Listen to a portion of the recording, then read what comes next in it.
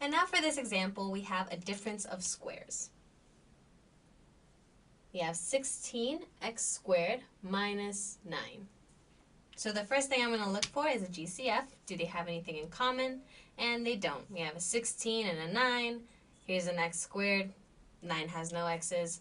So what I notice also is that it's two terms, a binomial.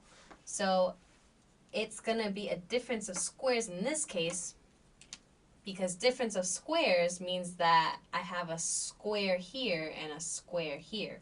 In other words, when I break this down into, it's going to end up being two groups like this. But now this 16x squared, if I took the square root of this, it's 4 for 16. But if I take the square root of all of this, I also need to keep in mind x squared is also, I can also take the square root of it, which will be x. So 4x times 4x gives me back 16x squared. So 4x will have to be the leading term of both groups because it's the leading term of my example here. And now 9 is also a square. So if I take the square root of 9, that will be a 3. And that'll be a 3, the last term on both ends. So this is called a difference of squares. And it's important to note the name. Difference of squares. Because it's in the form of a squared minus b squared.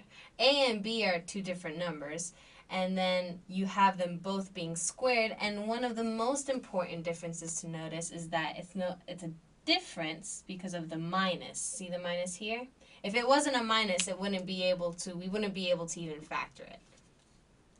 If it was 16x squared plus 9, it's not a difference of squares. Difference of squares means that the original problem has to have this subtraction in the front of the 9.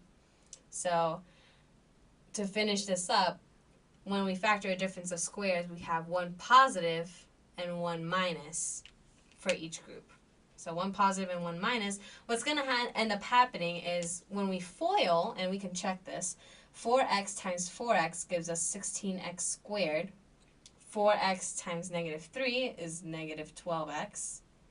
3 times 4x, positive 12x. 3 times negative 3 is negative 9. So we ended up foiling this out, and our middle terms will cancel out. And that will always happen with a difference of squares if we wanted to check to see if it's correct or not.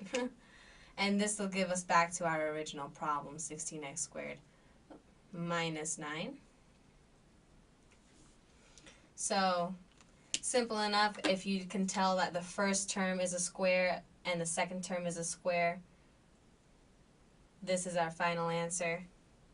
And so take the square root, and that will give you your first term and your second terms. And just remember, the original problem has to have a minus for you to even, a subtraction for you to even continue factoring it this way. And then your signs will always be one positive and one negative.